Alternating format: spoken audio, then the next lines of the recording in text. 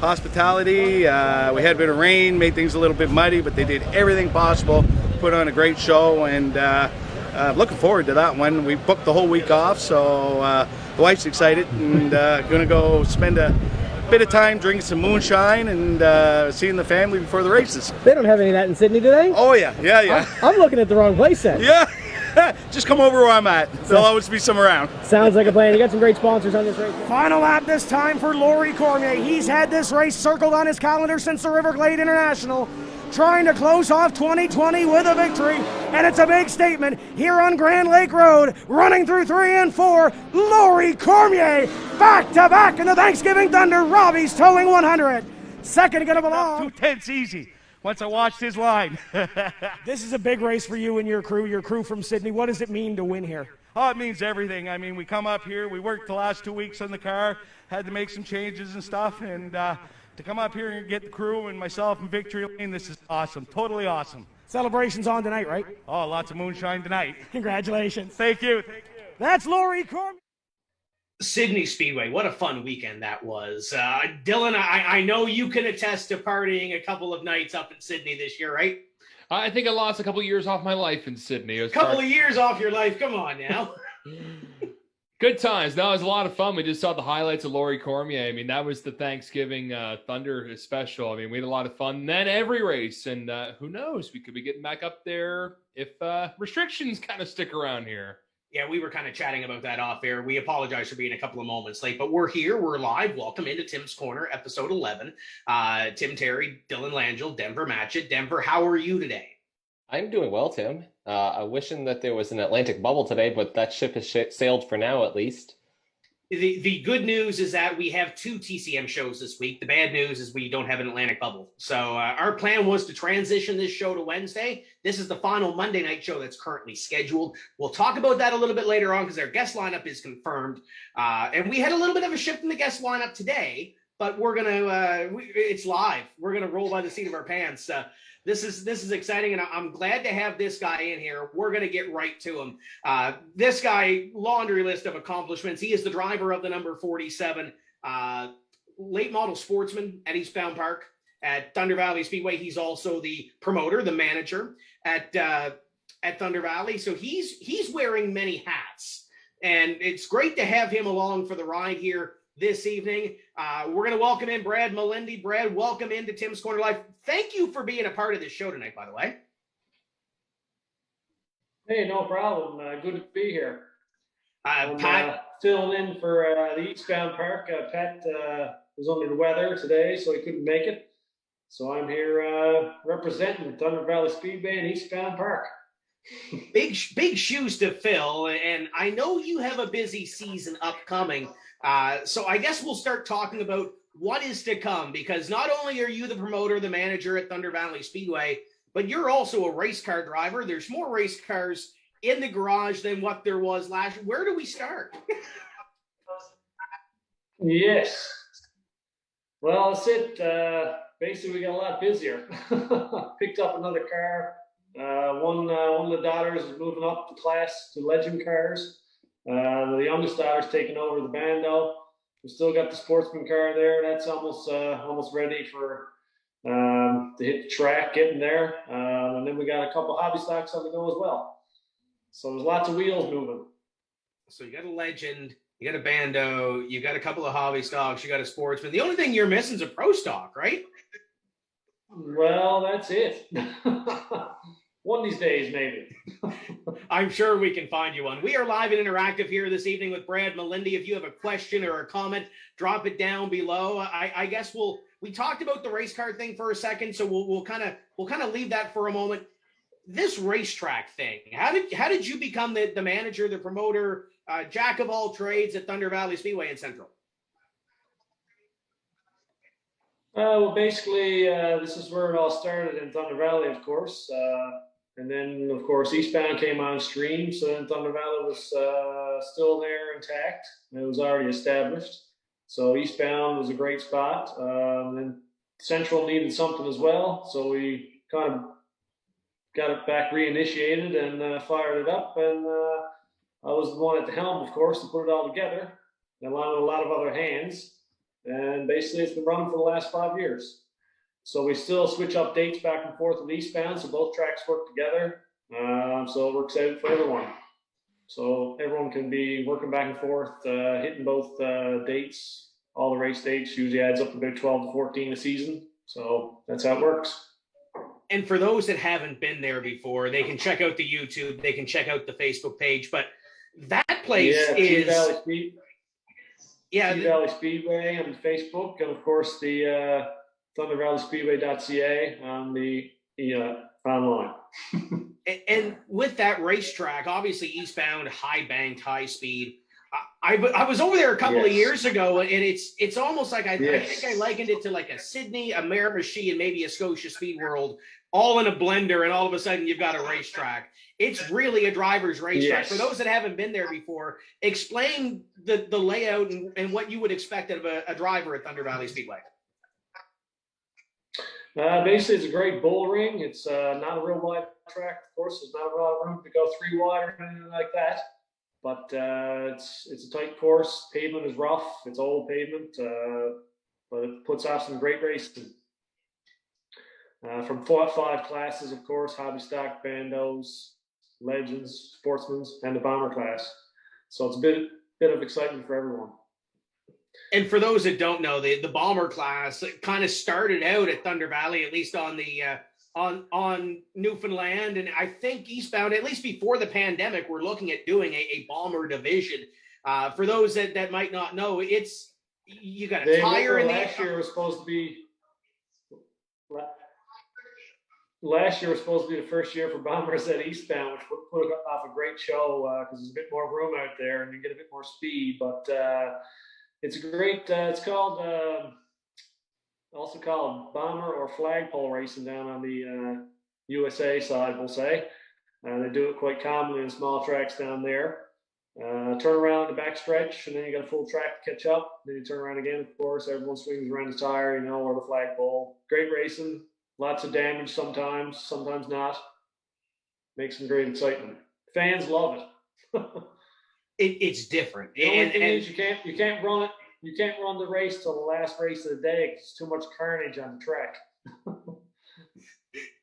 And that's what brings people out. And Denver can probably relate with the Miramichi deal, but I think I saw one of the YouTube videos. Was it like a cannonball start where they started on the front straightaway and had to run towards the back straightaway, and they had to put an article of clothing on or something? Yeah, that was called the handbag race. Whatever's in the bag, you got to put on, run across the track, jump in the car. First man around wins. That's a shortened version. And you can go on YouTube and check it out. It's a great little deal with that bomber division. But Denver, I know you can relate to it because in Miramichi, you guys have that demolition program at the end. So it kind of comes full circle there. You can kind of relate to it up there, can't you? Absolutely. The flagpole race kind of sounds like our tire race, except we do it in the turns, which makes it a little chaos. They got to go around the tire, but it's lots of carnage. It's that's what the fans like. It's a lot of fun though. Yeah, it keeps the carnage out of the bigger classes. Out of the mains is the big thing. Like out of the sportsman and then your hobby stock and your other stuff. Keep that sort of legit. Then you got your super excitement for the bombers, which are low dollar, low budget cars. I'm sure you see sometimes though that some of the higher classes, I know we see it in Miramichi, they can get a little rowdy sometimes too, even though it's supposed to be safe for the demolition. Yes. You can't. You hope it doesn't, but it always happens. For sure. Once again, we are live and interactive here with Brad Melendy. We're showing some highlights from Eastbound and some of the highlights from the number 47 car as well.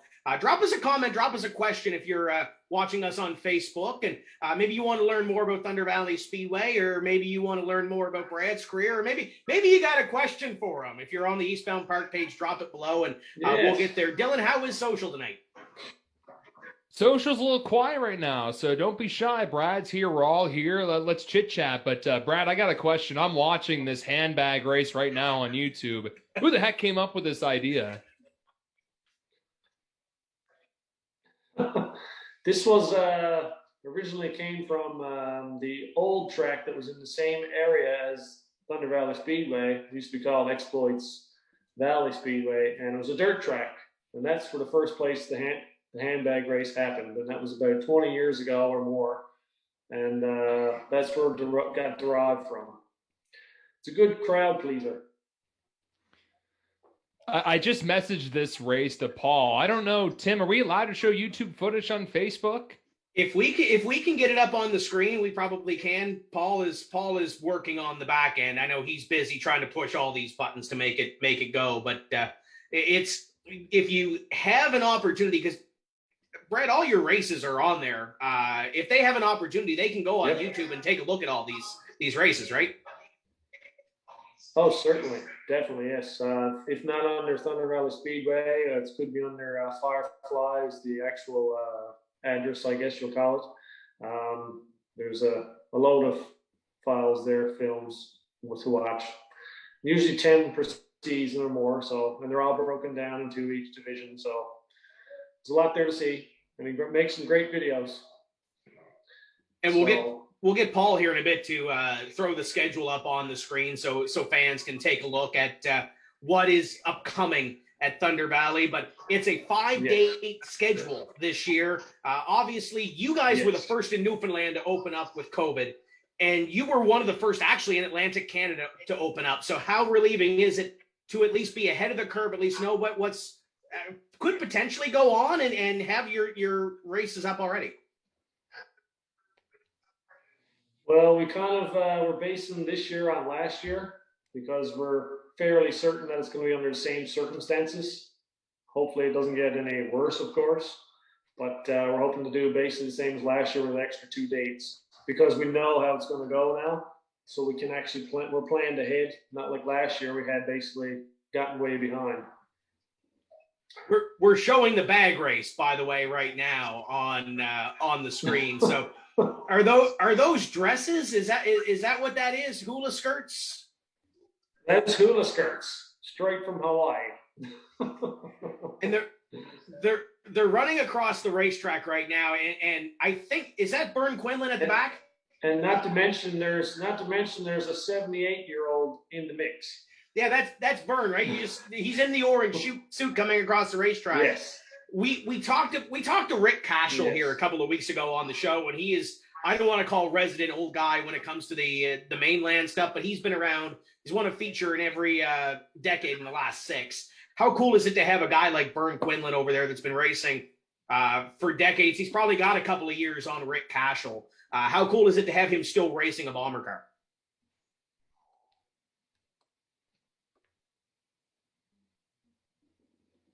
Say again, I missed that. How cool is it to have Bern Quinlan still out there racing a bomber car and a hobby car? Well, he not only runs a bomber car, he runs 2 classes. So he's 80. He's 80 now. That was 2 years ago. So he's 80, and he races hobby stocks and bombers. Says as long as he's still upright, he's going to be racing. So as long as he has his wits about him, it's good with me. So he shows up, 2 of them in tow, ready to go. And with all the classes that you have over there, it's cool to have Bern, but it's also cool to see we'll transition to the late model sportsman division, because obviously the last year that you guys ran regular in 19, and with everything regular, I mean, Graham Tweedy's kind of stepped back a little bit. Josh Collins has made a couple of starts over there. Obviously yourself, Scotty Wright, Gerald Hicks, list goes on and on. The field might be short, but how cool is it to have those big names compete at your racetrack? it's great. It's great to have, like, say, 7, 8, 10 cars. We can manage with that, and really appreciate the people that make the trek out to come and run at Thunder Valley Speedway. Be great to have more cars, but then again, the track is only really suited to running it no more than 12 because it would just be too tight. But yeah, we've had a lot of different names. It gets switched up through the years. We got older drivers now stepping back a bit, seasoned drivers will say, and then we got some newer ones stepping in. More cars being brought back and forth between people, so we'll see how it goes.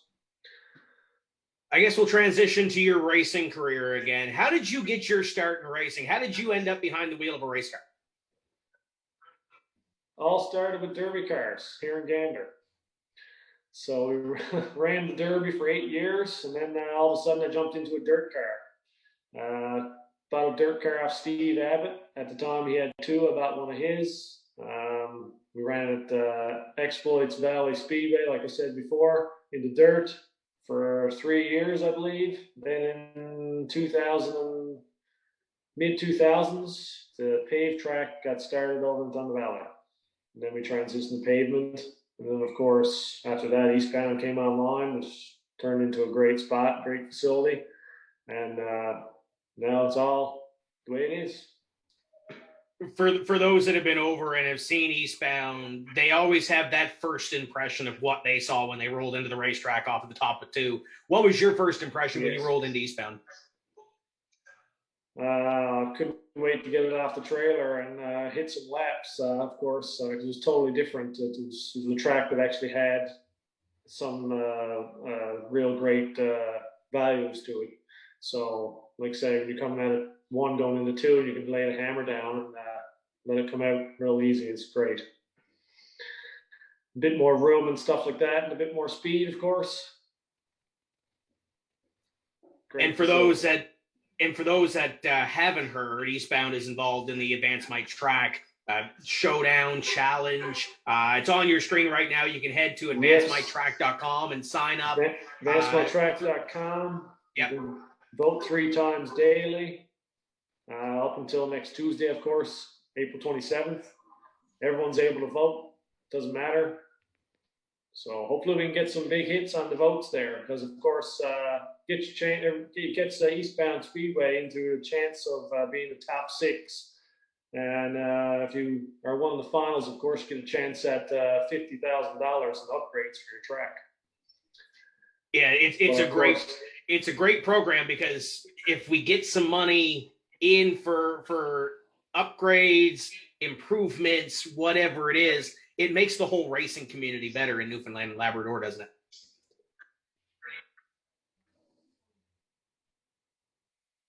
You know, all adds up at the end of the day, of course, to make the facility even better, bring in some bigger crowds, of course. You never know what can happen. I know social is a little quiet, Dylan. If you're on the Eastbound page, drop us a comment. Let us know you're watching. Hit that like button. Hit the share button. Let your friends know that you're watching some great bench racing. We do have Laurie Cormier coming up later on tonight as well. That is going to be an adventure for sure. But Dylan, I did see a couple of comments over on the Tim's Corner side. What do you got? Well, one of them is wondering about your beard, but maybe we'll save that for another time. That's Mark Best. That's Mark asking about the beard. We'll tell that story a little bit later on, but I'm glad to see Marcus watching. Be awesome to see him take that Sportsman over to Thunder Valley as well and get some laps in there. Maybe trade some paint with Mr. Melendy, right? Right, Brad? Yeah, that'd be great. Brad Jordan Vino here in Nova Scotia is wondering, sorry to interrupt there. He's wondering about the Sportsman cars. He's wondering how close are they to the rest of the Atlantic Canada? So are they maybe a bit different at Thunder Valley, Eastbound? Like, could someone from Nova Scotia go run there, no problem? Yes, not a problem. The main difference with some of the cars here in Newfoundland is that some of those are 3-link rear ends, whereas the rest of the cars are 4-link G-body metric cars. Well, there's probably, I'd say there's about 4 to 5 cars that are still the 3-link style rear end, of course. Most of the metric cars now are switched over to 9-inch, which the 3-links already have. But other than that, the car is basically the same powertrain, 602 crate motors in most of them. Other than that, they're about equal. And basically, you can tell by the lap times, there's metric cars that are faster than the 3-link cars. And I think when you look at eastbound too, like you have the field has kind of dwindled the last couple of years. The economy, obviously with COVID, it didn't help things. Yes. But 2 years ago, back Yes. in 19, before everything started to happen, you have 15 to 20 cars each week, which is one of the most healthiest sportsman divisions in Atlantic Canada when it comes to car count wise. And everybody seems to be competitive. You've got guys like Ross Thorne mixing it up with Owen Groves, yourselves in there. Mitchell Foggy Yes. was quick. Yes. Josh Collins is there. Yes. I think everybody talks about quantity and quality. I think you guys have it both and have it figured out on Newfoundland, and especially at Eastbound Park with the quantity of cars that you have in the sportsman class, right? Yes, that's correct. Basically, like I say, we're holding our own with quantity. Seems to be growing bit by bit. You might lose one, but you gain two, so that sort of thing. Quality of cars are good.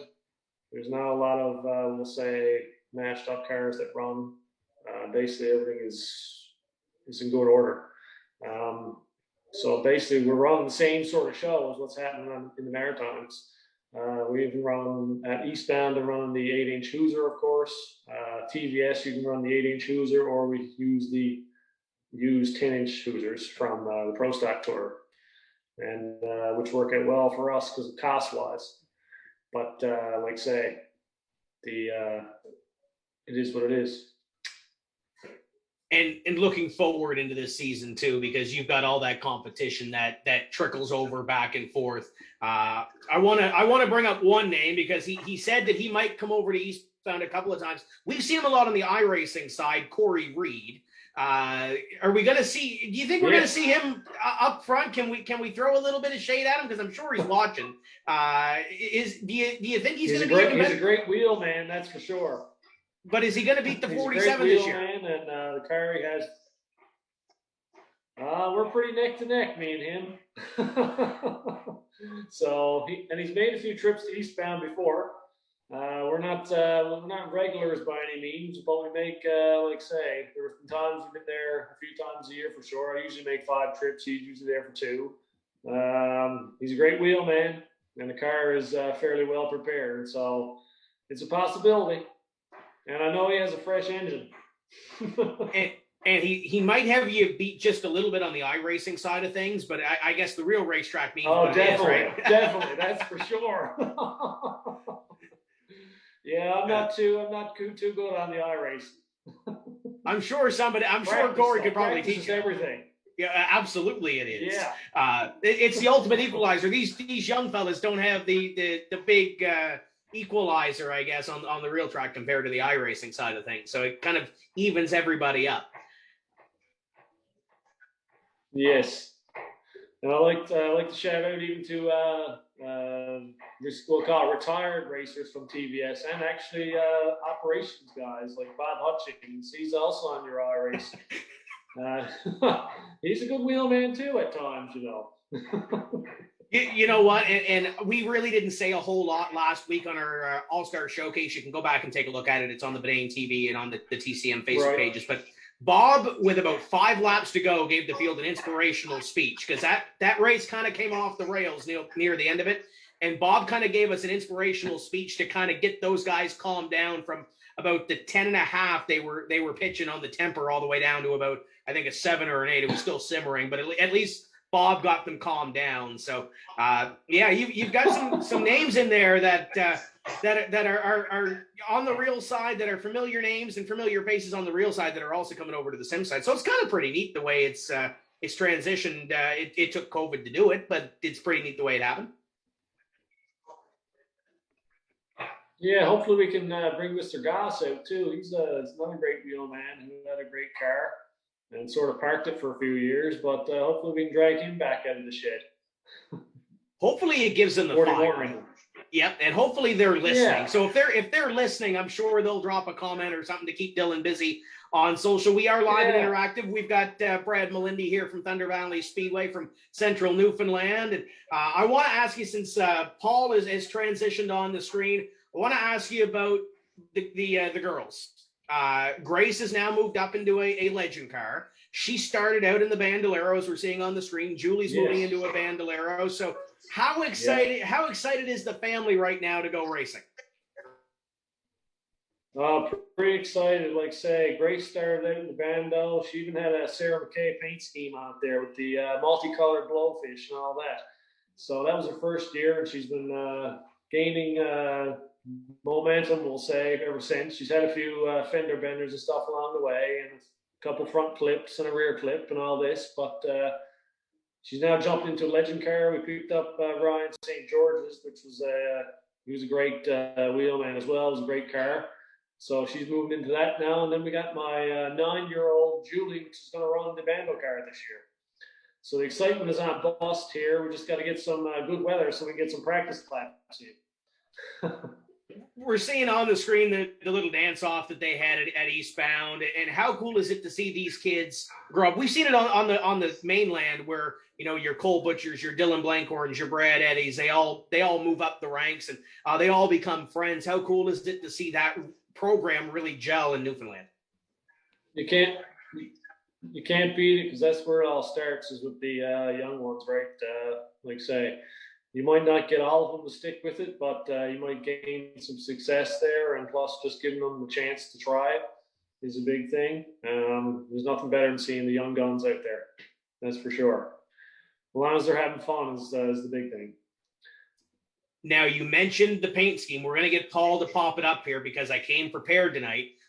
Surprise, Sarah McKay is on the show on Wednesday. We kind of did this backwards.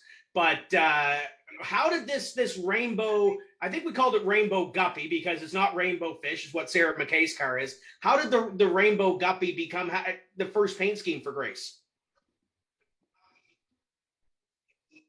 Well, we went to the RWK, of course, 250, and that's where it was first seen to, and it stuck from there. So, of course, she got her autograph and all that, and bingo, done. So they had to have the car the same paint scheme.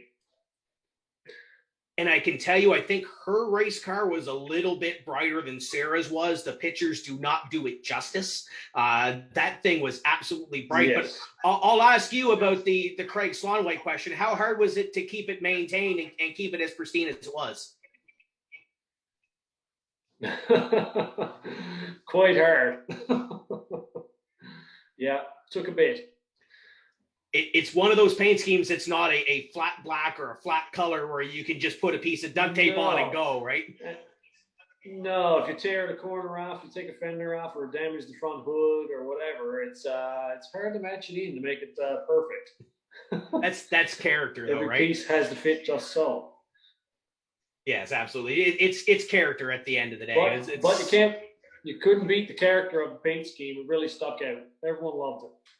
And she's moved on too. She's had a couple of different paint schemes. I think last year was like the Napa sort of colors, wasn't it?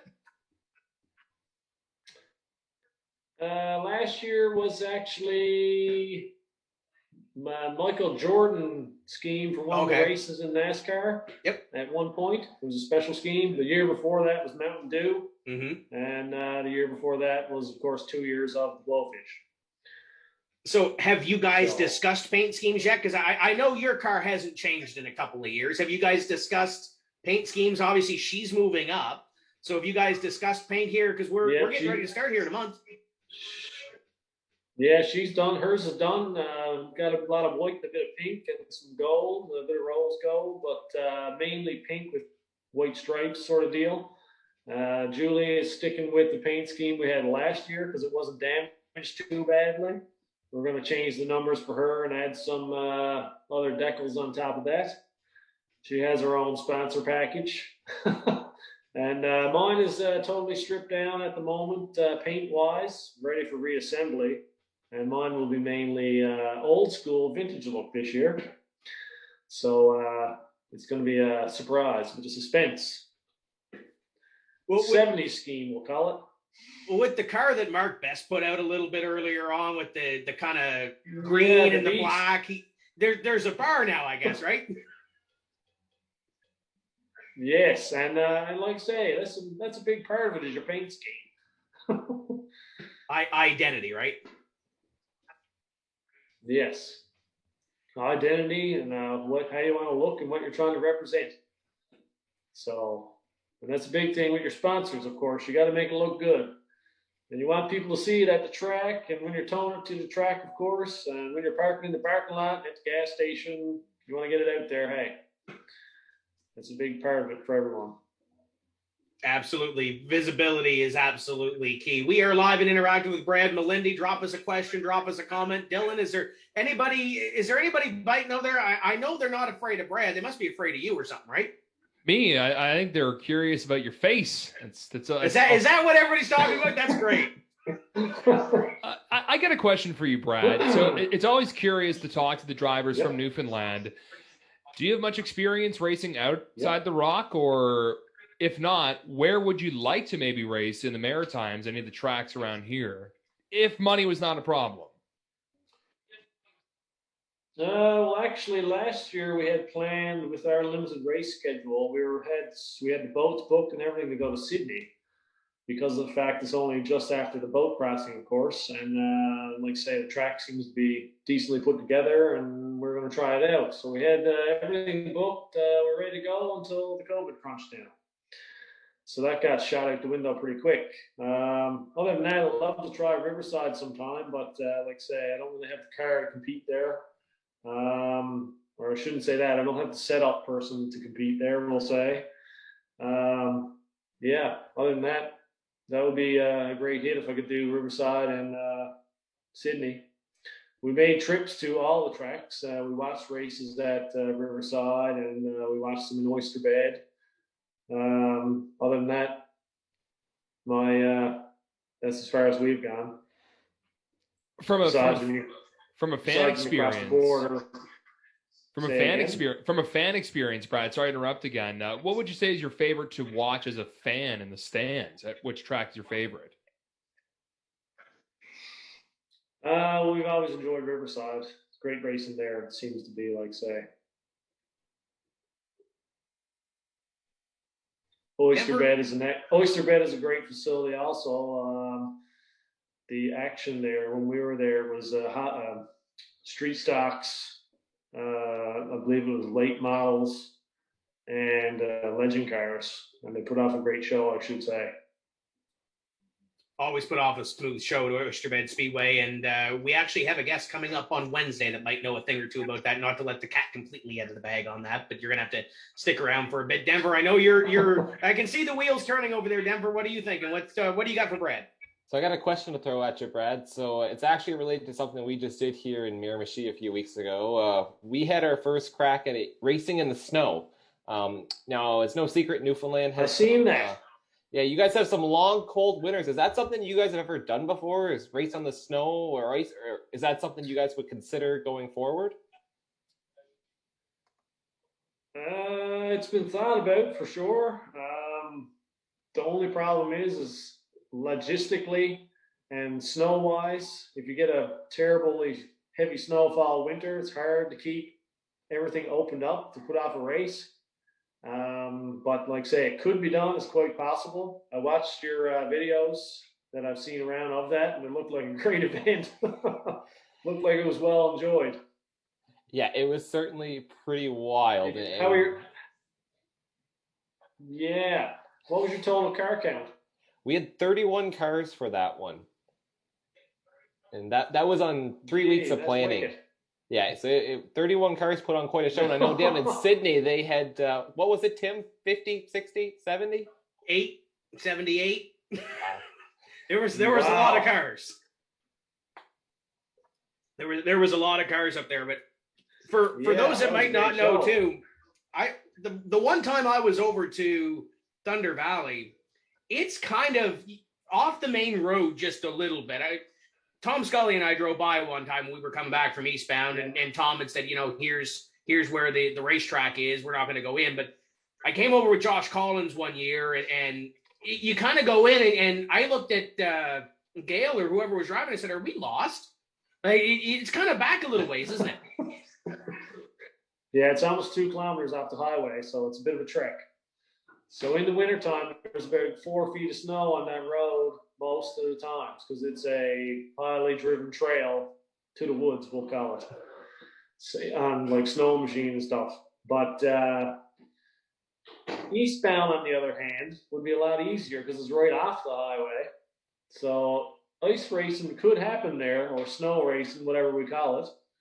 It's a great possibility. And you know what, though? The drive's not bad, though. Like, I likened it to, like, we flew into St. John's and we came from St. John's over to Central. It's no different than coming from Halifax to Fredericton in the fact where it's a 3.5-ish, 4-hour drive, depending how fast you drive the road.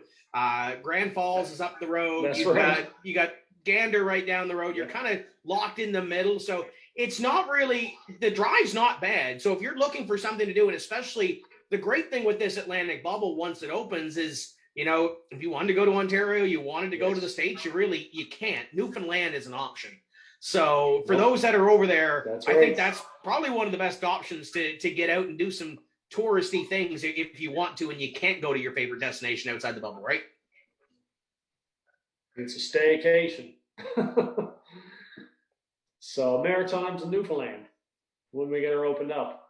And so, like I say, it's only 5 hours from Port aux Basques, we'll say, to Thunder Valley.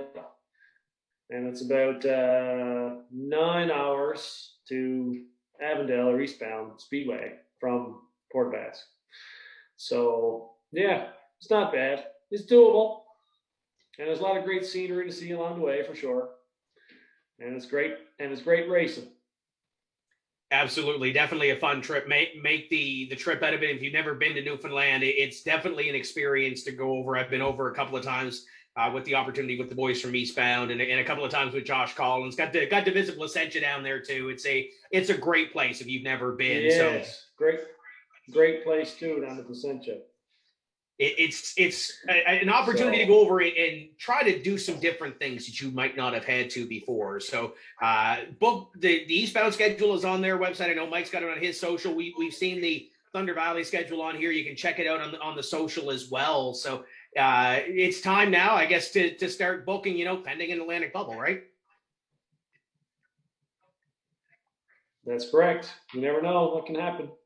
But we're going for gold here to get it going for sure. And like I say, we're going to put off our 5 races, and Eastbound has 10, I believe, and hoping to go and do what we can do with whatever limits are put forth. So there's going to be racing action in Newfoundland. So with your 4 or 5 race cars that you have, what are your goals? Put the driver cap on, put the team owner cap on. What are your goals for the season? Do you set any at the start? Are you looking for some hardware? What's your outlook? Yeah, we gotta get some hardware, but I know there's going to be some hiccups along the way, we'll call it. But we got 2 drivers basically to get up to speed in the new cars, of course, with the Legend car, and then a new driver in the Bando. The old 47 Sportsman, she'll be in the mix there and see what happens. We got a great hobby stock there. That's an up front car. Just got to say, got to get it all to the track and be ready to go. You've been around this deal. It's going to happen. You've been around this deal for a little while now, and you've seen these. And I mean, Sarah Thorne, Owen Groves, they're starting to race sportsman cars against you now. You've got a couple of drivers coming up through the ranks. Yeah. You've got a couple of drivers that are starting to move in from Bandoleros to Legend cars and thinking about that sportsman jump. What advice can you give to these young kids that are just starting out in the sport? Basically, I don't know. My advice is do what you can do, keep it as clean as you can, and try to get it up front in one piece, and don't wear your hardware on the first lap is the big thing, of course. Represent your brand and all that, and do the right thing and promote racing, keep it alive, because that's a big part of it. Is getting it out there, spreading it around, and there's no I in team, of course. So you got to, like I say, break it up and get it out there all together. and you guys have done really well with that in Central and also on the Avalon side on St. John's of being visible and getting those cars out and displaying those cars. You guys have done a phenomenal job on that and making that happen. Final call for social. Dylan, is there anything on there we can throw at Brad Melendy? Yeah, let's see what we can throw here. Well, Austin Hiscock wrote that they're looking forward to running Legends at TBS in 2021. Brad, I was just watching a little YouTube after the handbag race. The Legends division, is it decently big there, or is that more of a growing class at the moment? It's usually this last 2 years is the first years for it. So we usually have between 6 and 7 cars. Not a big pile, but it's enough to put off a race. How about a driver, Austin Hiscock there? Any comments about that driver? Yeah, he was great in the Bando division. He ran Thunder Valley the last 2-3 years in the Bando, and he was basically always in the podium, more or less. He's not afraid to put it up front, and he races hard. So usually he might have to take care of his hardware a little more at the Legend car. We'll see what happens. Mark Best is wondering, Brad, how many sportsman cars are registered for the season at TBS? We have 8 so far, and we're waiting for his.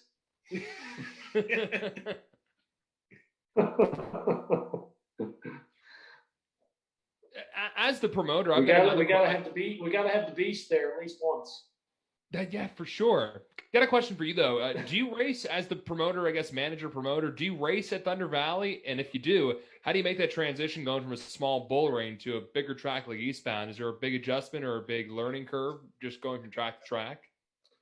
There's a few adjustments there, of course. The car, like my setup, is pretty low key. Of course, I don't have a setup man or anything like that. It's all done from myself and one other person, basically. So tires and gear ratio is the biggest changes that we make. Other than that, it is what it is. And that's pretty much it right now for socials, Tim. Okay. We got Laurie Cormier coming up in a bit, so I know you're going to be busy in just a little bit with Laurie Cormier. Denver, what do you got for Brad? Any final thoughts? Well, Brad, I certainly would like to get over to Newfoundland someday and check out both tracks, Eastbound and Thunder Valley. But, what is it about Newfoundland? You guys have really taken and grown the sport in the last few years with Eastbound and Thunder Valley. So to wrap everything up, summarize the whole racing community over there. I know you maybe can't compare it quite to the Maritimes, but if we're coming over to Newfoundland, what can we expect? If someone's going to bring their car over, what can they expect? It's hard to say. It's a hard one to summarize, but I guess we're going to say you're going to be in for a ride. You're going to see some great things. It's going to be some great racing. You're going to be treated well, and basically, main thing is that you're going to enjoy your stay as long as you're here, for sure. And hopefully you'll bring your car home the way you brought it. With some hardware, maybe. I know Denver has been a part of some of those Miramichi parties. I know Dylan has been a part of them too, and he's seen some of the Sydney stuff. But nobody knows hospitality like Newfoundlanders, right? That's right. We all try to treat you like family, that sort of thing. So, like I say, we try our best to do the right thing, and hope everyone enjoys their travels and vacation, we'll call it. Like I say, we try to put off some good racing. We got a great facility there at Eastbound Speedway, and there's the TVS Thunder Valley is also a decent spot, although doesn't have all the bells and whistles that other places have. But we try to run it right and puts off a good show for sure. Everyone usually goes away pleased.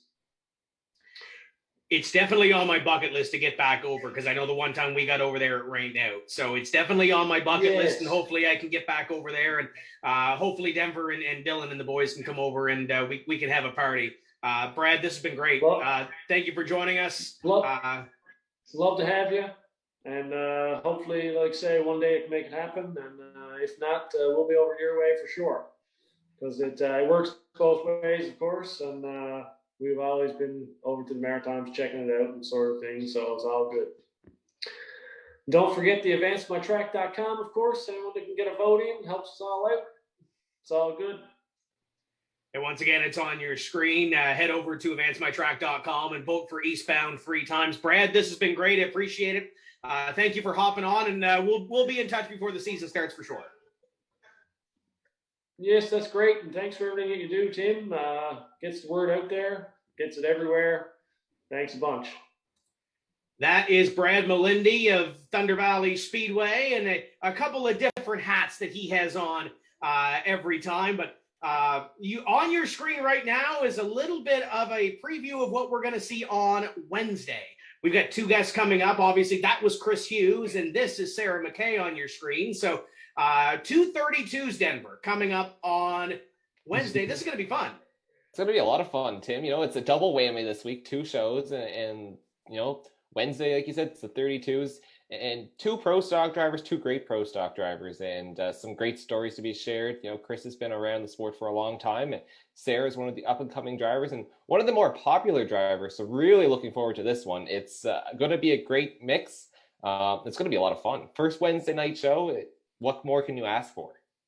It's going to be fun. And speaking about technology, it's great to catch up with this guy we're getting ready to catch up with. Driver the number 53. It's Laurie Cormier, and Laurie's got to unmute his microphone. There we go, because technology, Laurie, you got to love it, eh? Well, how you doing, Tim? So far, so good. Welcome in. Glad to have you on, and excited to get this COVID stuff out of the way and go racing. You've had a couple of successful seasons, albeit they've been partial seasons. I guess we'll start with that little banner that's above your head there, that 2020 Sydney Speedway feature win. How cool was that to take that away the last couple of years? That was awesome to end the season that way, to walk away and have the winner to bragging rights to win it. The wife's from there, the crew's from there, my pit crew, so they get to spend time with their family, get to see relatives. Great time the last 2 years. 3 years in a row we won it. It's great to get up there. It's a long trip over, but it's always great to get up there, enjoy some good time, some hospitality, and some great racing. We saw at the top of the show. I guess what happens in Sydney stays in Sydney, but Dylan Langell can approve to it too, because I think he was there too. It's a heck of a party at the end of it, isn't it? Yeah. Yeah, especially when the moonshine gets mixed in, eh? Yeah, it was a late one too. Rough morning. Yeah, absolutely. It's a good thing we rained out, right? Yeah.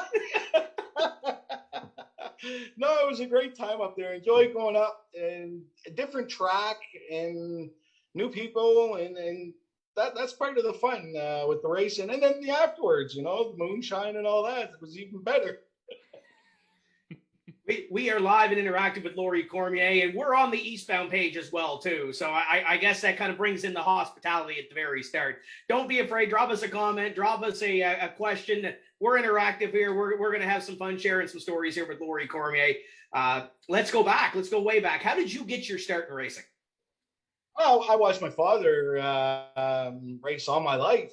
Spent my weekends at the racetracks, and back in my dad's day, they'd race 3, 4, 5 times a week and all over the Maritimes. So we only got to go away on the weekends and watch, and it was usually Douglastown, which is Miramichi, Riverglade, of course, Hammond Speedway. We'd go up to Riverside every year in the late 70s, and the pond everybody goes across that has the bridge. We were kids. We'd go fishing mellows there, and that was back in 79, 78, 77. Anyhow, got into watching my dad, and I wanted to race, so I raced motocross and BMXs, then got into go-karts and bugged my dad for 8 years to build a car, and he kept saying, nope, you'll spend too much money like I did, and you'll dedicate all your time. So finally, I was racing the go-karts. He come out to Petty, and my mother come out to watch the race. It was 94. It was a pro stock race, and we were putting on a demonstration. And my mom come to the race and seen a little go-kart an inch off the ground doing 100 miles an hour, 10th off of the NASCAR times. And that's how I got my stock car. After the go-kart display, Mom had said to my dad, "You're going to build the car with the roll cage seatbelt, and you're selling the go-kart." So that's how I went from there. And 95, I started racing Bobby Fraser's car. Ran 5 races. He was working weekends, couldn't race it. So 96, we started building the car. First race I went to was in 1996, Shediac Speed Weekend. 44 cars showed up, only 30 qualified. I didn't make it. In fact, with so many cars, there was an A and a B qualifier. We didn't qualify Saturday. We got the car ready for Sunday and ran the B, got second, made it into the A and got second. Only the winner got put up. So I started really racing full time in 97 and raced for 10 years, walked away from it for 5 years, and been racing again for 5 years. My dad won the International in 1967 and 73. I won it in my first one in 2013, 40 years later from my dad won his second one, and called him at midnight, Victory Lane, woke him up, telling him I won the race. So I've won 2 more since. We got 3. It's the only thing I'll ever beat my dad in. He had 2 internationals. I got 3. And last 2 years, we've won the Mikey Stevens a couple times. I've got 3 of those now. And we've had some good running, but we're not running full time. We haven't been. And we're just discussing this now. We're at my shop. The car's here and my pit crew's here. And we're bench racing and saying, well, we got 4 weeks to get it ready. And the first race is in 4 weeks, 5 days. So I guess it's coming soon, and with the preparations that are going on, we keep saying like we could start in June, July, August. This May stuff is just only a date. It seems like when we start, there's drivers that aren't going to be ready. So I guess if you have that countdown, I guess it helps, right? Yeah, that's kind of what we're talking about. Gives us a deadline to prepare. Hopefully we do get to go racing. Might be June or July, but we want to be ready. And going to try to race as much as we can. Don't have any bad problems, we'll race full time. If we have problems, well, it is what it is. With working and trying to race a car, it takes a lot of time. Absolutely, it does. We are live and interactive. Drop us a question, drop us a comment for Laurie Cormier. You can drop it here on the Tim's Corner Facebook page. We're also live on the Eastbound page, so if you have any questions from Newfoundland, be sure to drop them as well. Dylan, any early returns from social? Oh, plenty now, Laurie, and good to hear from you. The laugh, I can, as soon as I hear the laugh, I know it's you. It's very distinguishable. But a lot of your fans are coming out of the woodwork. Jordan Viano's been with us the entire time, and he's looking forward to racing with you. I mean, that's one of the best sportsman drivers in Nova Scotia. And I mean, I'm sure you've tangled on the track with him at the internationals at Petty, right? Oh yes. We always have a good time. We race each other hard. Try to stay clean, but we always bump and rub a little bit. You know, that's racing. Oh, absolutely. Brent Patterson's wondering when you're going to be going to Speedway 660 in Geary, but that could lead into your racing part-time, or what's kind of the outlook for the schedule if everything goes well with the COVID restrictions and bubble and whatnot?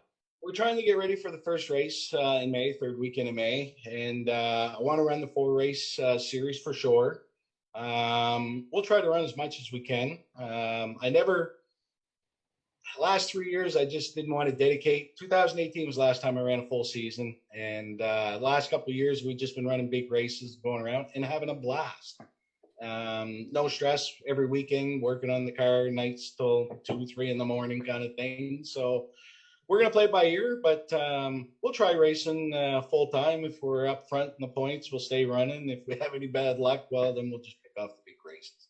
660, I think the first big race up there, I think, is in July of that 4-race series, I think. So how's the car looking right now? I mean, after October in Sydney, do you strip it down and start from scratch pretty much? I haven't touched it. It looks the same from Sydney. I still got the moonshine spilt on the hood. No, that's what we're just saying. We got 4 weeks to get it ready. And we're talking about the paint scheme, and gotta probably pull the rear end apart, go over that, and we got a fresh tranny for it, and just bushings and ball joints, and we're just talking about that stuff now. So the next 4 weeks, if we're got it ready, then that leaves us 5 days to make it to the track if we get the race. You mentioned Speedway 660. That's one racetrack in the last couple of seasons that you've got a couple of podiums at, but trying to get that victory, what's it going to take to get that big victory, whether it's on speed weekend or during a firecracker or what have you? Yeah, that's on my bucket list. We've had some close calls, almost won the firecracker one year. We went from the back to the front, but it burned up the tires. Had a bunch of restarts and ended up getting third, I think. But yeah, we've had a few podiums. It'd be one I'd love to win, at least, like you said, a firecracker race or something. That's kind of our goal. Want to concentrate on 660 quite a bit, and we were just discussing that. That's one of the tracks I haven't won it, and I want to get a win. Is there anything else? Because you've had your storied career, you've won pretty much everything there is. Is there anything that you want to win, that you want to check off that bucket list? Talking about the IWK, I've only ran it 3 times, I think, and I've got wrecked 2 out of 3. So we'd like to maybe go run that. We run at Sydney and we've run Nova Scotia rules. There isn't really anything we have to change. That would be one, and 660 Speed Weekend. Those are the 2 ones that I'd like to grab before the end of my career. Now, we have Jordan Vino watching, obviously, and we heard he's going to pro stock sort of thing, and he's been the main rival in sportsman for you the last couple of years. You know, Luke Bourgeois a couple of years before that, Kenny McKenzie. There's been some really great competition up at Petty International Raceway. But if Jordan kind of goes towards that pro stock side of things, who do you see as your next kind of target to try to beat every week? There's a lot of them out there. There's a lot of good drivers. Some weekends you're right on the money, and some weekends just no matter what you do, you can't quite get it. We have the same thing. We work on it all through the practice and heats, and a lot of the times we luck out and throw the sink at it for the feature and end up with a good run. But competition out there, there's a lot of good cars. Just everybody out there, really. Jordan not being out there, though, that opens the door more for me. So, Denver, what do you got? Because I know your wheels are turning in your head there. I have a lot, Tim. Laurie, I want to back up a little bit. You know, you said you watched your father race. Obviously, one of the greats in the sport of racing way back in the day. First of all, did he ever race at McEwen Speedway in Moncton? And do you have any memories of checking out that track? Yes, my father did race at McEwen Speedway, and I did too. 1979, 1980, and 81. I raced there. My dad raced there in the 60s and early 70s. I think they closed down in 74, I think. I'm not 100% sure on that. But when I raced there, it was motocross and flat track. So the infield was a motocross track, and the outside wasn't much banking at McEwen's. They used to throw sand on it, drag the sand around. And before a race, and we'd go out and down the straightaway, you'd be sitting on the back of your seat and go in the corner, pull your butt up to the gas tank and pitch her sideways. And so I raced there for 3 years. Yeah, and I do have just a couple little memories. I was so young.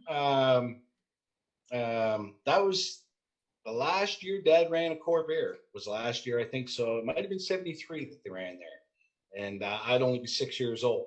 I see the pictures that we got the photo albums of it. So I always said maybe that'd be part of my memories. But yeah, McEwen's was a good time for myself as a youth growing up and racing there myself. That was always something that was neat. My dad raced here. Now I am a young fella on a motorbike. I have something else I want to ask you. I know you mentioned earlier you got to watch him race some up in Douglastown, or what's now Speedway Miramichi. I have a newspaper article in front of me from July 1974. Your father was in a big wreck. Were you there that day, or do you have any stories to share from that one? I wasn't there that day. My dad's car caught on fire, and it was so hot that when he unbuckled, he had to dive out of the window. And the next morning I woke up a lot of the times when he was out of town, he'd end up coming home and driving the boys, and I'd wake up in the morning and the car would be there, and half of the time it'd be at the shop.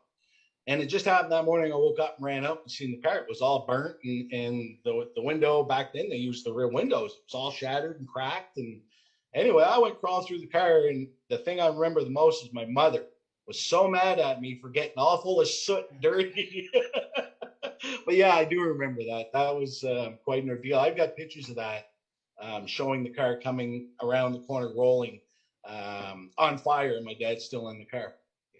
Wow. That certainly would have been, things back then. We didn't have all the safety gear that we have now, so that certainly would have been spectacular. But now I want to ask you a bit about some of your accomplishments. You said 3 international wins. Is there any one of those international wins that stand out more than the others?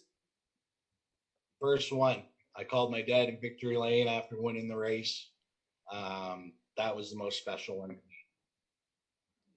That's certainly, especially where, he had won that race and then you were finally able to get that first one. That would have been big for sure.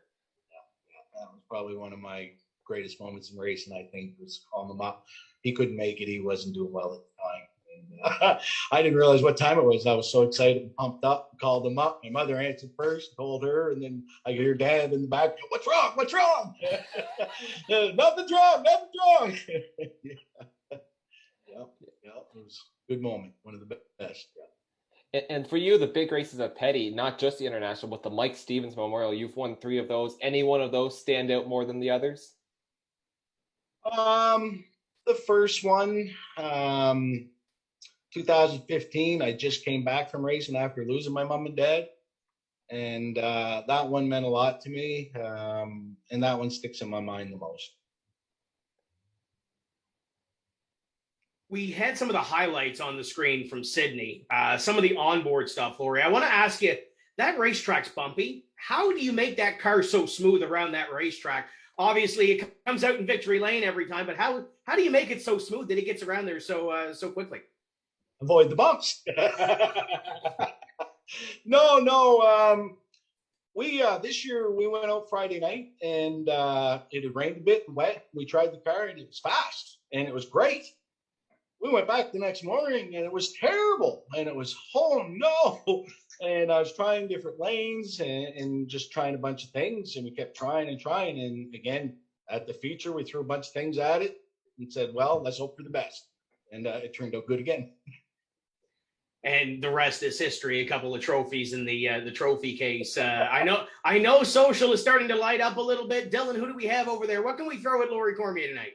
Well, I got a few things first because I was watching that footage of you, Laurie, racing at Sydney Speedway. Gloves. Do you not race with gloves? I hate wearing gloves. I've never, as long as I can get away with it, I don't wear them. 660, they always check, so I have to. I won't wear them until I'm told. I've always raced bare hand. Nowadays, they want you to wear gloves. I have gloves. I keep them in the car, but I just don't like gloves on my hand when I'm racing. I never did. Does it kind of when you have to wear them, does it throw you off? Just maybe a little thicker or messes you up completely? No, my hands sweat. I play drums, and even when I play drums, my hands sweat. On the wheel, if I got gloves on, halfway through the race, my hands are soaked. So I don't like wearing gloves. Another question from the screenshot of your car. Is that a Tim Hortons peach tea I see in there? Peach drink? Yeah, I love me peach juice. Tim Hortons peach juice. Is that the secret to your success? Yeah, it's also good with moonshine. Oh yeah, I bet. Hey, but you brought up something else, Laurie. I was gonna wonder who's the drummer in the family. I see the big drum set behind you. Yeah, I got back into it about 3 years ago. I noticed after a couple races, the old arms were sore and the legs were cramped up, and said I better get at it again with the drums. It's good exercise in the winter. I like fast music, speed music, Tool, Slipknot, Metallica, Rush. Grew up watching Rush all my life, videos, concerts.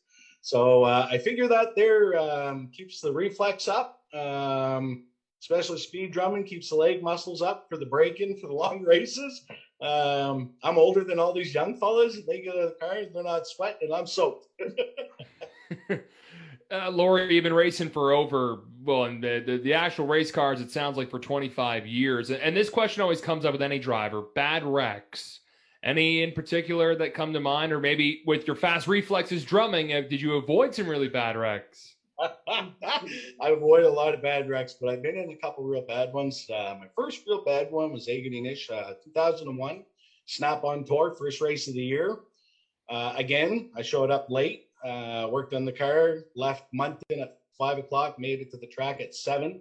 They were starting the first heat. I got out in the fourth heat and caught Phil Barkhouse and Gordon Ryan.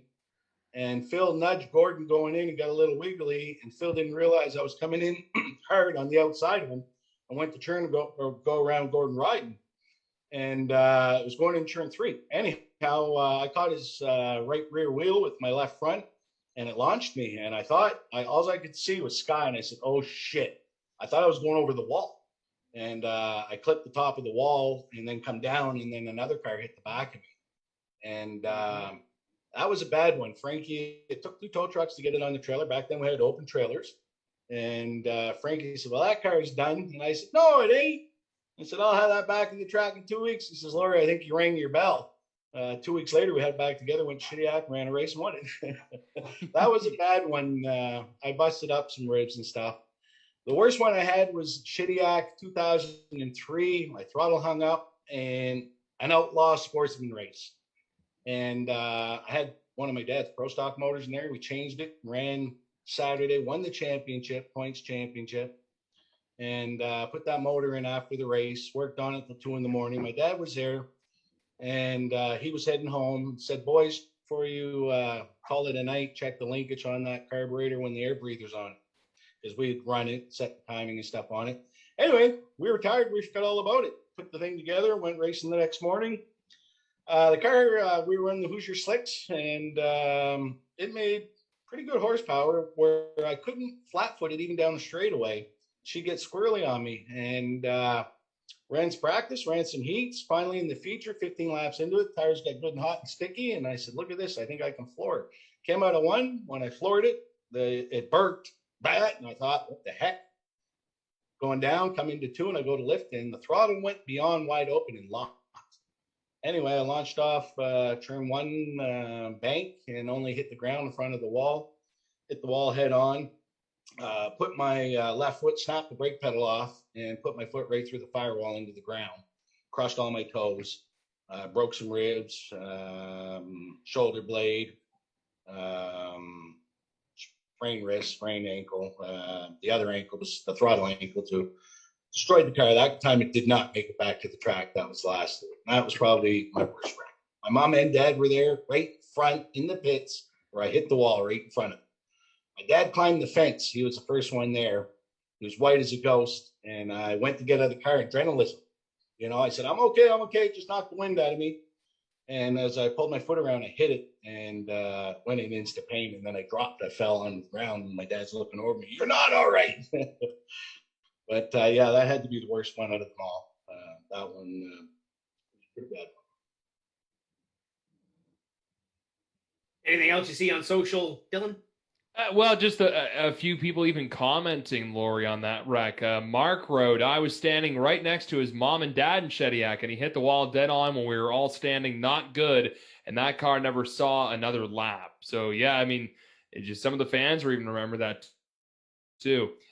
We already talked about this a little earlier, but Richard Atkinson's wondering, when you're coming to 660, you said you're kind of aiming for that Sportsman Series that's going to be coming up? Yep.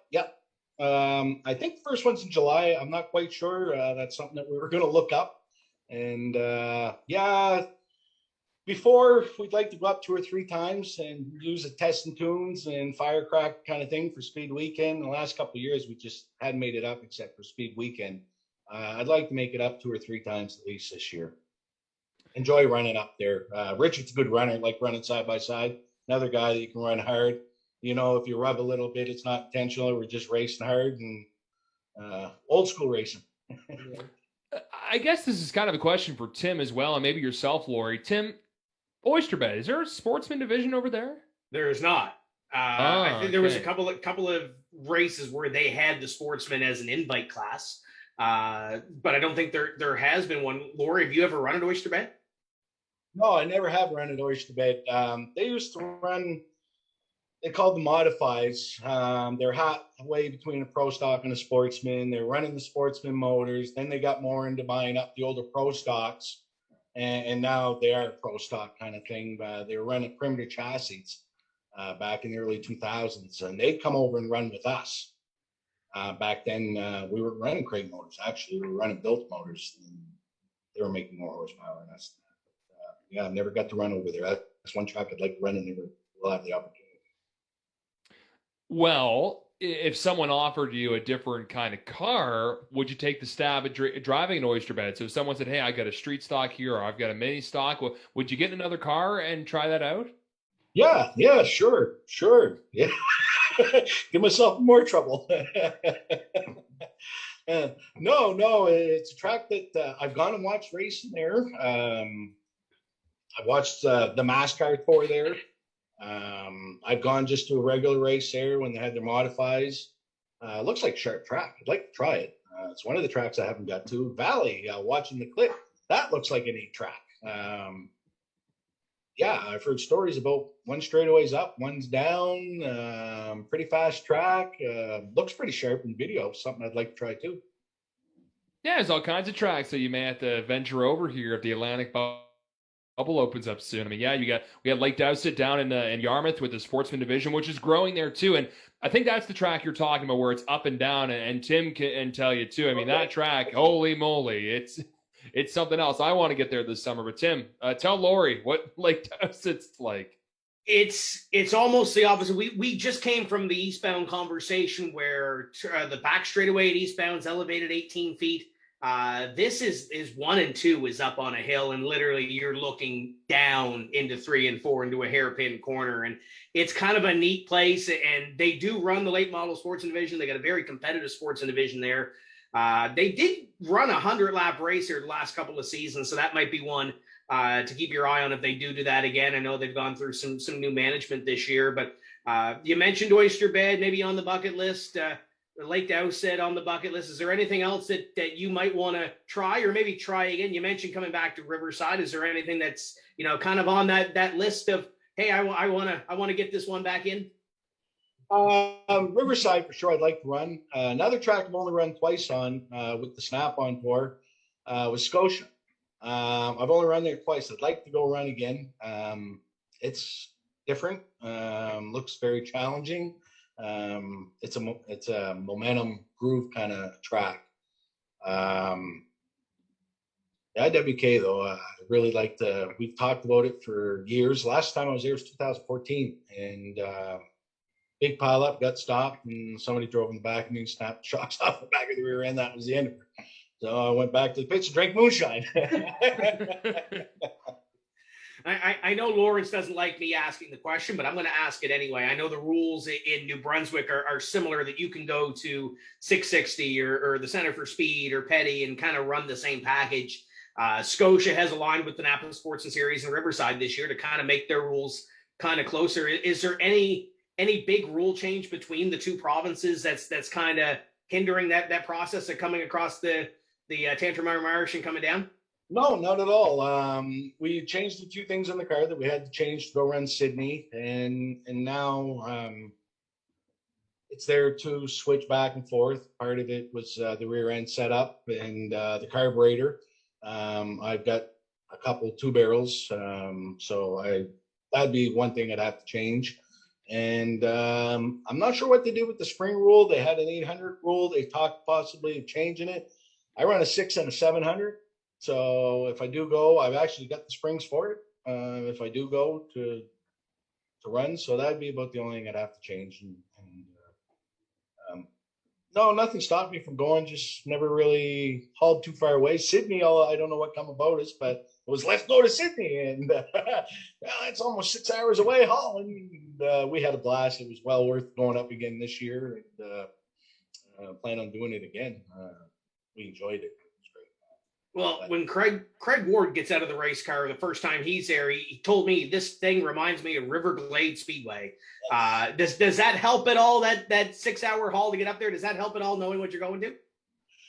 Yeah. Like last year when we went up, or 2019 when we went up first time, Donnie, my crew chief, raced there and talked about the track, and he'd never seen racing at River Glade.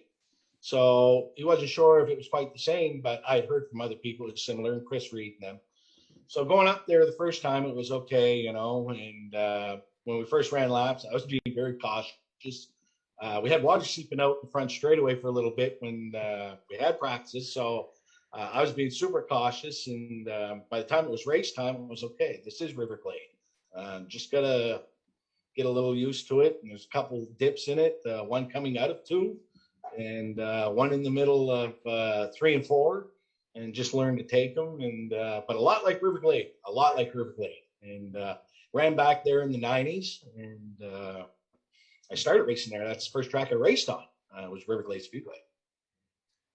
I know we keep talking about the older days or some of the days that have gone by, but let's reminisce a little bit. The drivers that may have, and I don't like to use the word retired, Laurie, because you never retire as a race car driver, but is there any drivers that might have, hung up the helmet per se that you'd like to swap a little more paint with door to door?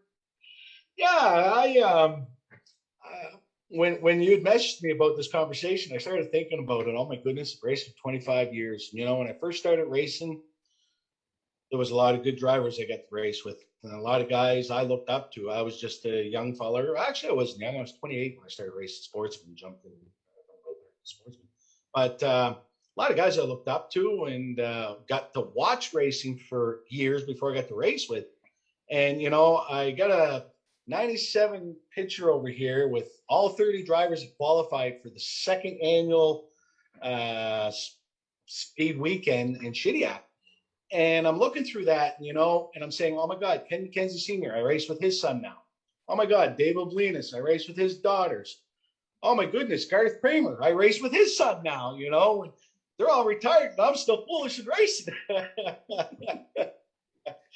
But, growing up, I get to watch Junior Hanley, Don Peterman, all the local guys, race with my dad, Earl Ross, which is the only Canadian ever to win a NASCAR race at North World Pro. I think it was 1977 or 78 he won it.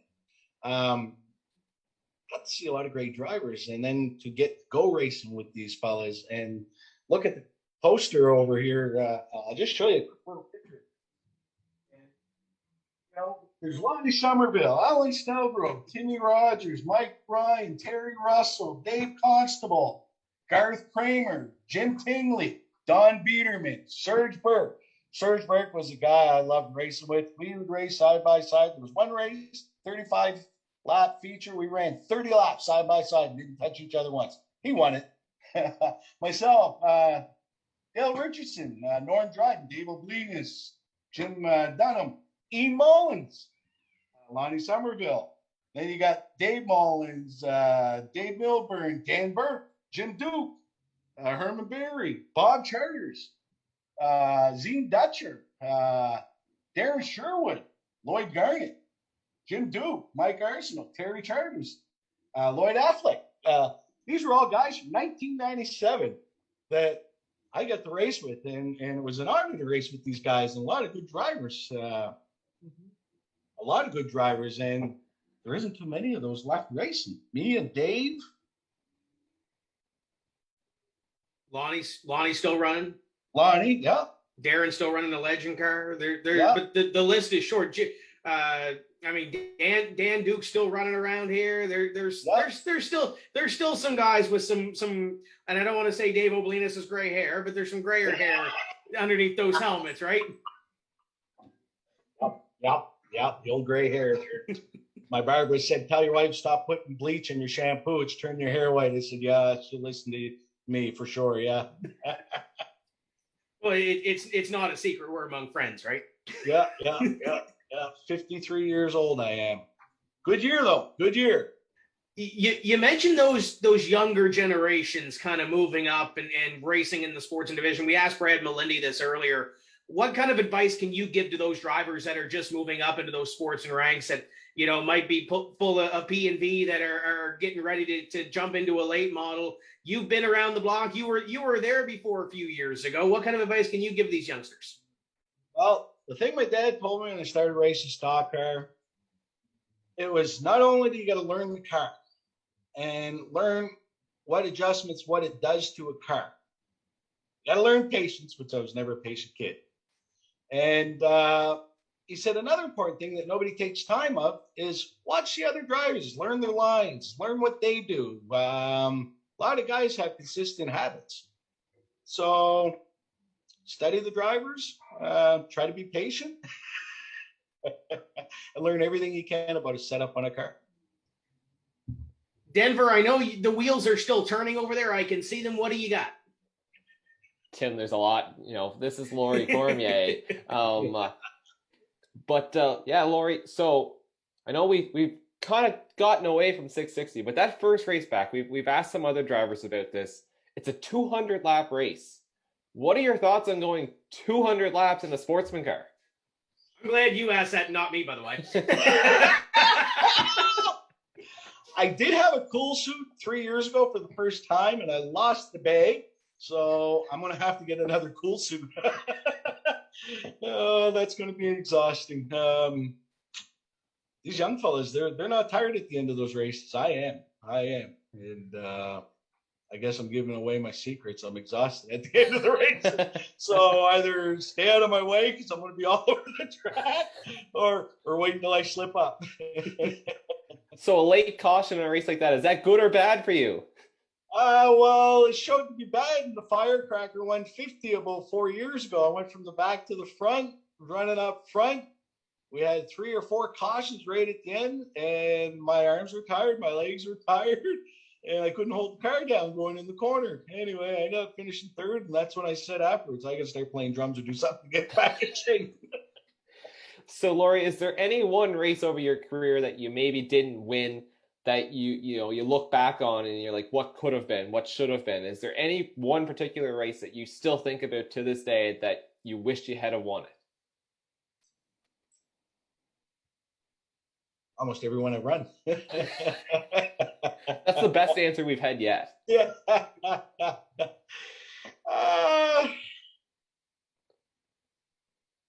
Speed weekend in Shediac, I lost it quite a few times, actually. I've only won it once, and in 08, won 4 championships there. But yeah, there was one year,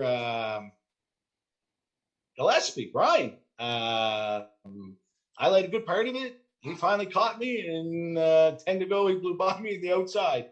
That was in 06. Yeah, I was bitter about that one because I led most of it. 2 years later, I had given up racing, hopped in a car I borrowed, and went up past him on the outside to win the race, and he finished second. So it kind of comes full circle. We see that all the time in racing. Yeah. Dylan, Go ahead, sorry. no, go ahead, Laurie. Oh, no. Running out of things to say. Imagine that. We're at an intersection here, I think. Yeah. Dylan, I know there's a couple of comments that are hyping up on social. If you're watching us on social media, obviously you're there. Drop us a comment. Drop us a question. Maybe we still got a few minutes left here on the show. Dylan, what do you got over there? They're keeping you busy? Oh, now they are. They're pouring in here. Laurie, Brent's wondering, did you race against a guy named Bradley Logan from Harvey Station? Does that name ring a bell? Bradley Logan. Does that ever sound familiar? Bradley Logan. That's a true. Would have been a red and black 37 car. His son is racing. Yes. Yeah. Sorry, yes, I have. Sorry, I'm saying that name sounds weird. Yeah. Yes, I have. Yeah, Shediac a couple times. I raced with his dad. Another fella that I raced with his father for many years that come along and started racing. Probably raced against him the first time 5 years ago or so in Shediac. Actually, before that, at 660. Started going up there in 2013 for Speed Weekend. We haven't missed one since. Mark Gaudreau wrote on Facebook here, Laurie even raced Serge Bork's old Fraser-built car for one season as the number 3 Earnhardt car, and I believe he even won the championship with it. So would that have been a Frank Fraser or Scott Fraser car? That was Serge Burke's car. He bought it from, I'm not sure. Serge raced that the first time in 2000. Yeah, 2000, I think. Yeah, in 2000. Wait a minute. I built mine 97, 98. No, you know what? That car was a late 90s car. So it was built by Frankie and Scott, I think. And Serge ran it for 5 or 6 years. I wrote off my car 2000. Serge won the championship in 01 or 02. And I wrote off my car in 03 and decided to build another car. Figured I wouldn't have it ready. So my crew chief back then, Ron Martin, Serge decided to give up racing after winning the championship. That's what he wanted. So he bought that car and I drove it for him for 2 years. The first year it was 53, all blue with white fenders. The second year, he figured it was our last year in 05. And he painted it that Dale Earnhardt was his driver. And I showed up at the shop and it was all painted number 3. He says, "That's what you're driving this year." I said, "Oh, okay. It's a good number." And yeah, we did win the championship 2 years in a row driving for Ron Martin. Right on. Denver, Speedway Miramichi Road here, but this is a question for Laurie. Would he run a modified against Zane Dutcher and Hughes McRae? Sure would. I raced against Zane back River Glade in the 90s and used to race up Miramichi, what we called it Douglastown, with Zane. That'd be fun. Those modifieds are fun. That would be a storyline. We're gonna have to see. I'm sure Joe Hoyt has a car, Tim. We can get. I was gonna say he's got like 3 or 4 kicking around. Stacy Medora's had a car for Richard Atkinson. I'm sure, Laurie, we can find you a modified. Okay, so let's get the race. We already have Eve McRae, we have Kim Hollihan, we have Zane Dutcher. So if we get Laurie in it, Richard has a car. There, look at that's a sportsman field from the 90s. That sounds like a bunch of old guys. Terry Russell said he was going to get one at Oh one my point, goodness. so maybe there's one more. Yes, for sure. If That sounds not, like a lot of fun. we can put words in Terry Russell's mouth, right? It always works out. What about Brad Mann? We got to get Brad Mann in a car then. If Terry's got a car. Yes. I don't think I did ever get to run against Brad because I got to watch him run Sportsman. By the time I started racing Sportsman, he jumped the Pro Stock. So I don't think maybe once or twice he jumped in a Sportsman for a big race or something, but I don't think I ever did get to race against him. No, that was one of the older gens that I don't think I did race. I think the verdict is still out between him and Terry Russell as to how many championships they've won. I think Brad's won 7, Terry's won about 8 or 9 or 10, depends on the day. Number fluctuates. So I'm sure if we got them in a race car, the guys that are in the modified division right now, yourself, that would be a race. With COVID, we were only allowed the 50%, but we would sell it out and then some. Barry would have to add grandstands, I think. It's already the plan, Tim. Well, there you go. Even better. What else do you got on social, Dylan? Is there anything else that's popping up? Yeah, Laurie, you got merch. Question here at the racetrack. Do you got hats, T-shirts, or would that be something you'd possibly think about? I've had them in the past. We've talked about it a few years, just never got around to doing it. Like to try to do it this year, considering I only got a few years left in it. And I don't know, the last 3-4 years, the money and focus goes on the car and running, and I haven't painted the car for 2 or 3 years. I've been running the same paint job, but put what I have into the car. We think we got a sponsor lined up that's going to do something for us this year. So we'll let you know if we do. That's for sure. We'll post it. Got a hypothetical question for you, Laurie. This is from myself. You were mentioning some of the tracks from yesteryear in New Brunswick. Let's say some person hands you a bunch of money and says you can reopen one old track in New Brunswick, but only one. Which one would you pick? Well, memories is River Glade, is where I have all my memories.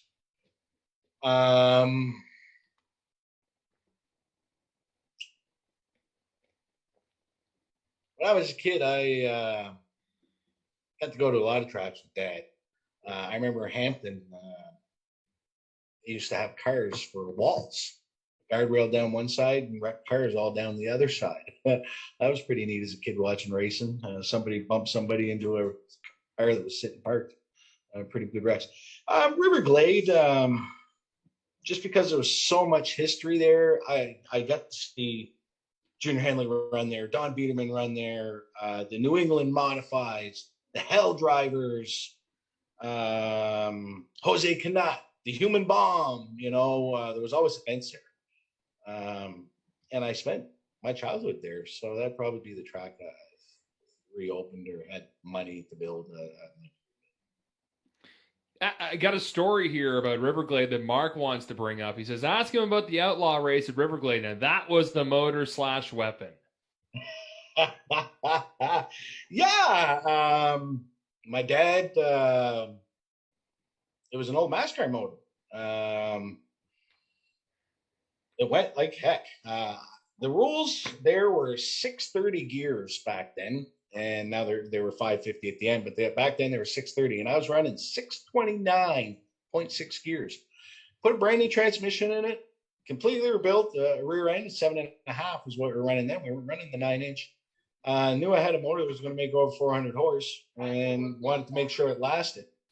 So anyway, by the end of the race, the rear end was gone on it. That motor, I sold it. And the fella took it to Sussex and dynoed it and made 449 horsepower and 451 foot-pound torque.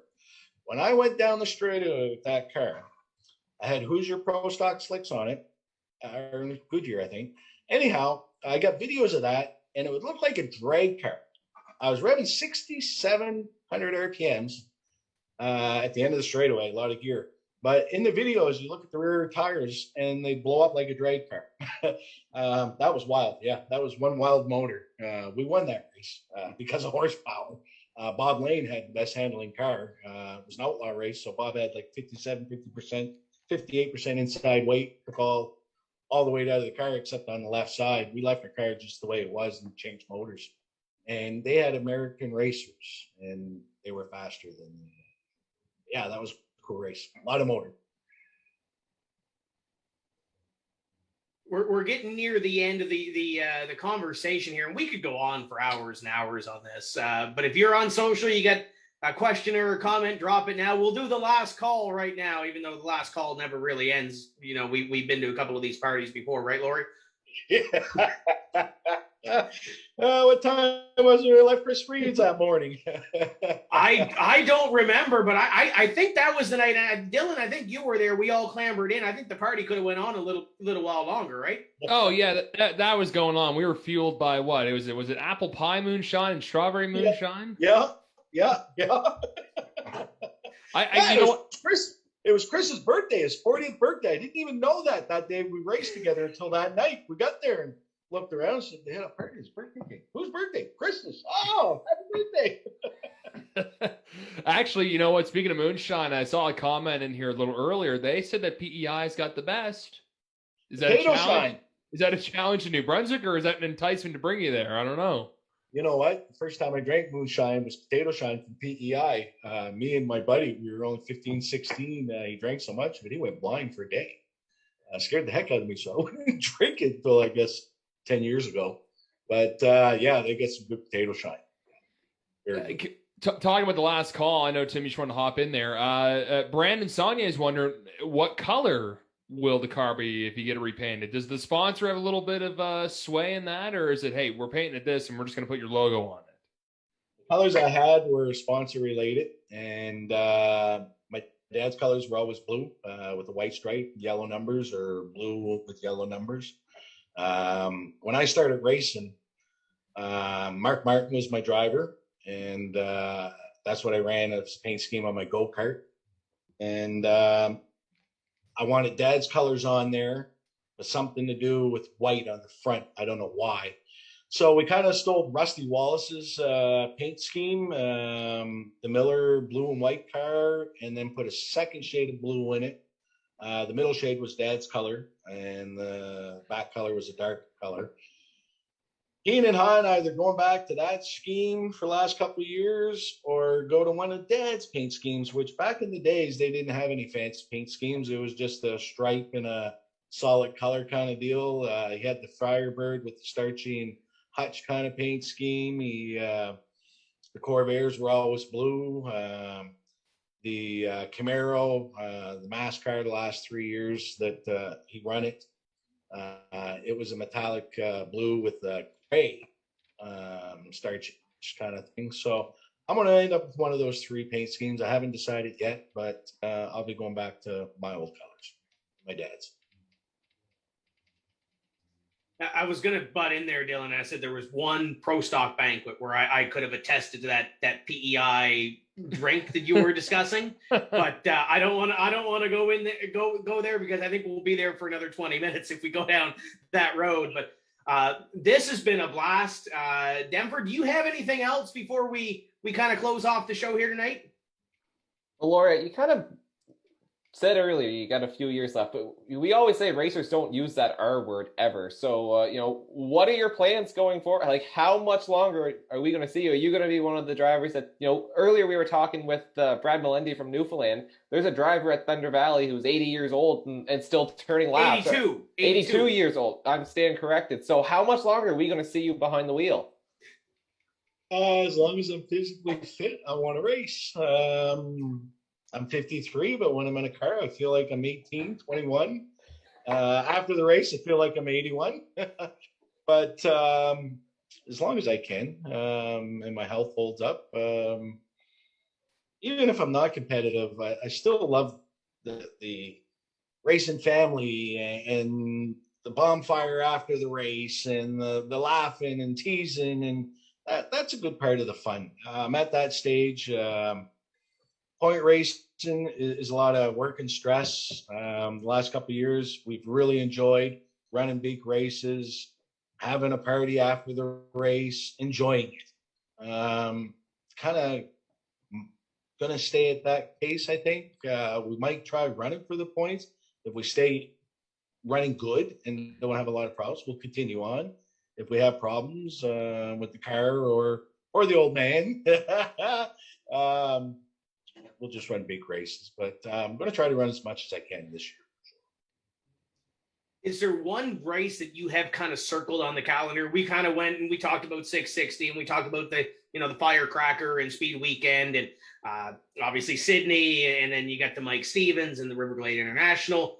If you could pick one event that you have circled on your calendar this year, especially with the way COVID is and everything's changed and what have you, is there one event that it's easier to get up in the morning for than the other?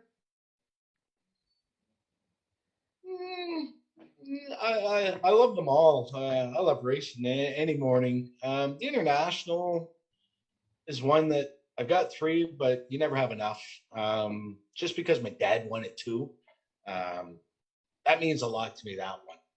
The Mikey Stevens means a lot to me. My dad thought the world, Robbie, Mikey's dad, and Mikey. And I always liked both of them. To go out there and win it and for the family, that's cool.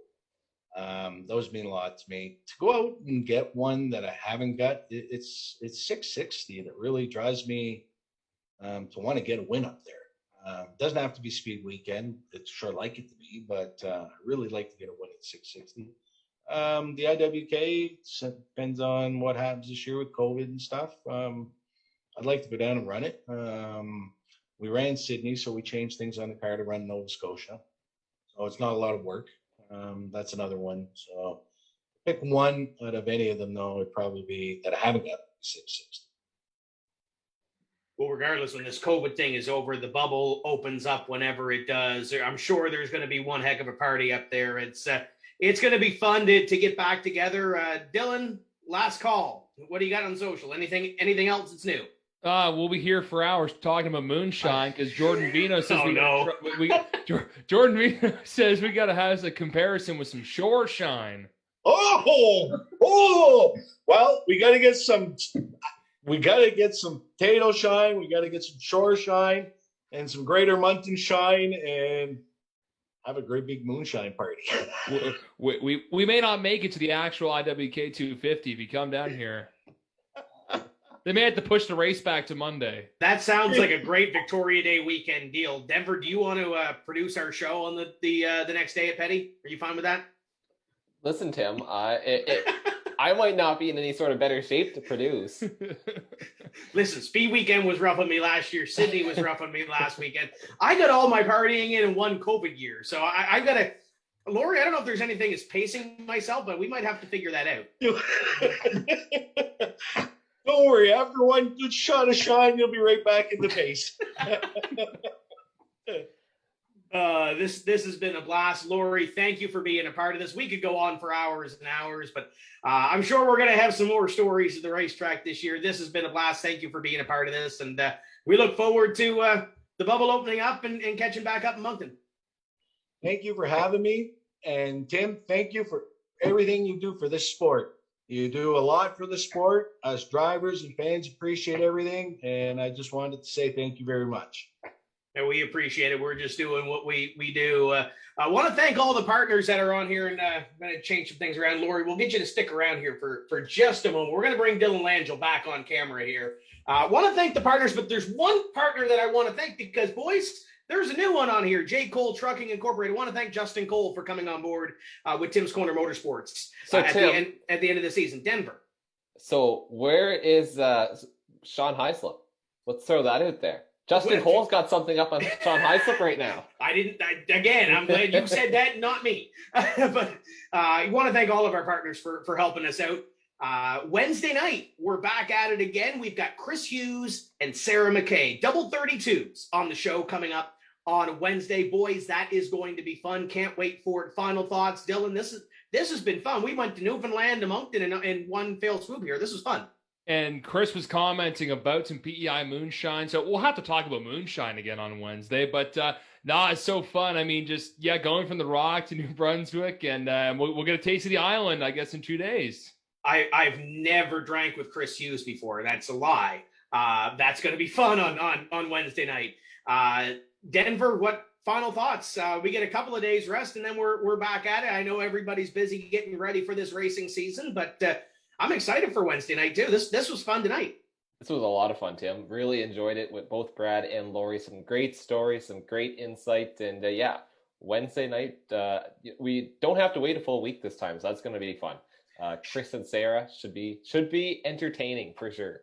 Show transitioning to Wednesday night, so this is our final Monday night for at least now, and I think we went out with a bang. I want to thank Brad Melendy for stepping in for Pat Squires. Wish Pat all the best. A little under the weather today. So want to wish Pat all the best, and we'll get caught up with him on a future show. Head to advancemytrack.com, vote for Eastbound Park. Let's get them a little bit of money in their back pocket that they can do some things with this season. I want to thank Laurie Cormier as well. This has been a blast. If you're looking for some racing, Vidane TV, our producer Paul Strickland Jr. has the Trans-Service Cup Series coming up on their Facebook page coming up in about 15 minutes or so. Thank you, everybody, for watching. We're going to go pro stock racing on Wednesday night with Chris Hughes and Sarah McKay. So for Denver Matchett, Dylan Langell, Paul Strickland Jr., Laurie Cormier, and of course, Brad Melendy and everybody at Thunder Valley Speedway. My name is Tim Terry. Until next time, keep the hammer down and we'll see you at the track.